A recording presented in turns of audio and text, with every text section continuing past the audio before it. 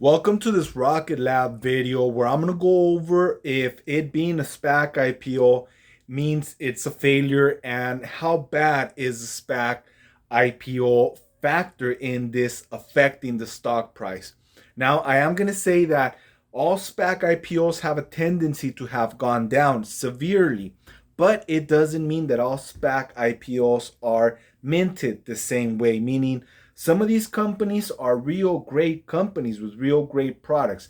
Many might not know, or this might have passed their attention, that SoFi stock was also minted out of a SPAC IPO. Basically, a lot of companies came public this way because it was the best way to quickly get capital and be able to hit the markets running right at the right time, which we all remember was 2020, 2021 times. So I'm going to go over this in detail in this video. Make sure to subscribe, give it a like, drop some comments, and stay tuned. Okay, let's take a look at some things. If we look at the trend, the all lifetime trend on Rocket Lab stock, it's terrible, right? It looks like a boring roller coaster or a water slide. Yeah, looks like a fun water slide. Straight up, straight down. But this is common with a lot of SPAC IPOs. They almost all did that because you add the fact that we went through a massive bear market. Now, you need to understand fundamentals with Rocket Lab, which I'm going to try to get into right now and explain some things. And I really hope you're paying attention to this video because earnings are Tuesday and we could just see Rocket Lab get on the launch pad and take off, blast off straight into the 6 mark. I really do anticipate we will see Rocket Lab hit $5 in the next 14 trading days. I would almost believe that we're going to see Rocket Lab just do a 20% increase on earnings and the numbers that it reports. But I'm not here to give advice and I'm only speculating, guys. Remember, nobody has a crystal ball and can see the future. But I'm going to give you fundamental information to consider and understand why I am so bullish, why I've been buying up more Rocket Lab stock. I did not buy it for a long time. Once it finished raising money, I came in and I bought a bigger position. And I bought more stock as it's pulling back. And if tomorrow, Monday, it continues to be going down, I'll probably pick up some more. However, I don't have a lot. I have a little bit over 500 shares because I'm barely starting to get into it. But let's get into this video. All right, let's look at some things, all right? Look at Morgan Stanley has coverage on Rocket Labs, which means that Morgan Stanley is interested in being a shareholder. Now, I haven't looked into that because I'm barely starting to dig deep into Rocket Labs because Rocket Labs is barely meriting my attention to really throw effort into it, as in money, really throw money at it. So I'm going to start digging deeper. I've been tracking Rocket Labs and it's just at the right point right now. But look, Morgan Stanley has them overweight. Tip rate consensus has them at a strong buy. Refinitiv has them at a negative score. I'm going to go over it right now.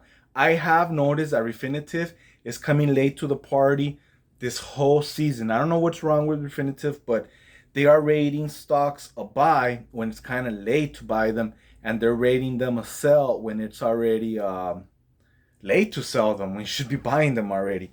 So Morgan Stanley is a report that I'm really interested in looking at, and I'm going to go over it just briefly because then I want to show you how much revenue and how fast the revenue has been growing in Rocket Labs. And this is really what you need to look at because a lot of these companies that are kind of new and they're barely starting to get going, when you look at balance sheet fundamentals, they're going to throw you off because those numbers are going to change, just like it's happening with Palantir.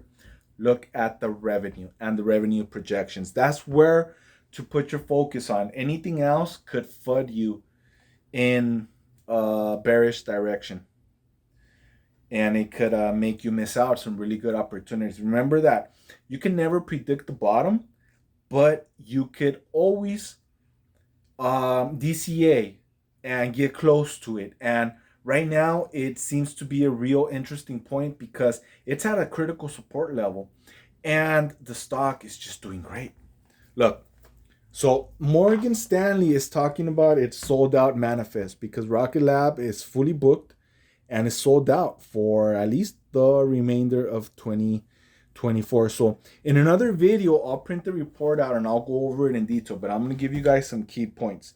They have a price target of $10. They have it rated overweight. The price was $4.36 when it closed on November 8th. Now, we've seen this stock go up and we've seen it go down since. But nonetheless, this is where Morgan Stanley has them rated. Rocket Lab should wrap its launch anomaly investigation in late November, early December, and management unveil solid sold-out manifest of 22 launches next year. Neutron's development remains on track, and Space Systems cash flow is improving. They reiterate overweight and 10 part-time. Now, Rocket Lab has had some issues with Neutron, but it's not like bad problems. It's more like Rocket Lab is trying to find the perfect solution. And it's so amazing the way that they're doing these engines, that they're making them have a real high capacity, higher than the capacity of that of SpaceX and other engines, but so they can dial it back. Isn't that genius? Just so that they could dial the threshold back to increase durability and reusability of those engines. So in reality, that's the delay with the Neutron, but they're working on it. We're going to see some real good news on the Neutron, and I can't wait to see those prototype launches. They're going to be exciting. Okay, so let's go look at cash flow. I don't want to make the video too long, but let's look at some of the fundamentals. The cash flow has been coming in, and I saw this the other day and I was surprised. So I want everybody to see this, okay? Now, it has a little bit of a short float. It has 53% institutional ownership, and it's really not that cheap. There's other stocks that are a lot cheaper, because of the book value. But the reality is that this book value on Rocket Labs, it could be a little bit deceiving because there's a lot more money on the books and there's more assets on the books. Rocket Lab acquired at auction the assets of Virgin Orbit, which went bankrupt. They went belly up, so they auctioned off the assets as the creditors auctioned them off. So it sounds like Rocket Lab got them at about 20 cents on the dollar or even below that. So come up.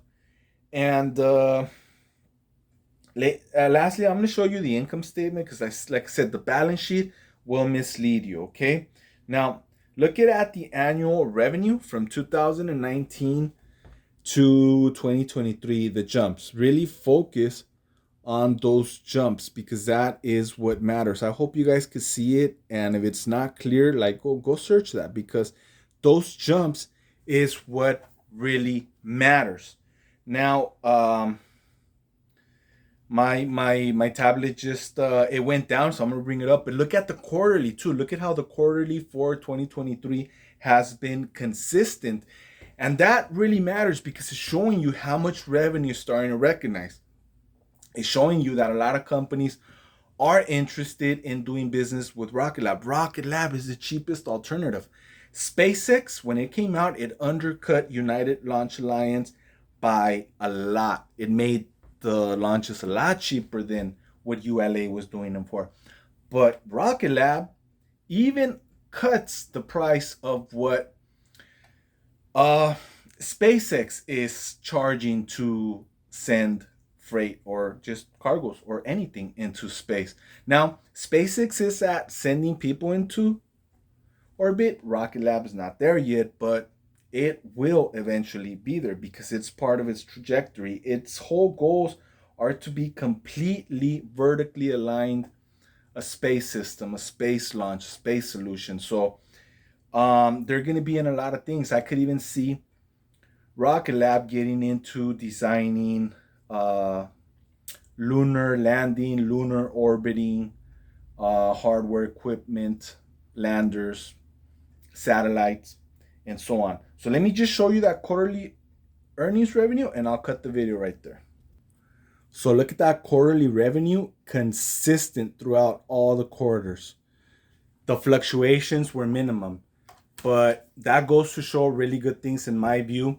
I'm not here to give advice. I'm only sharing my journey. I'm sharing what I know, what I'm picking up, And my whole goal is to help everybody, have better information. If you like these videos, let me know by giving it a thumbs up, by subscribing, by commenting, and I'll catch everybody on the next one.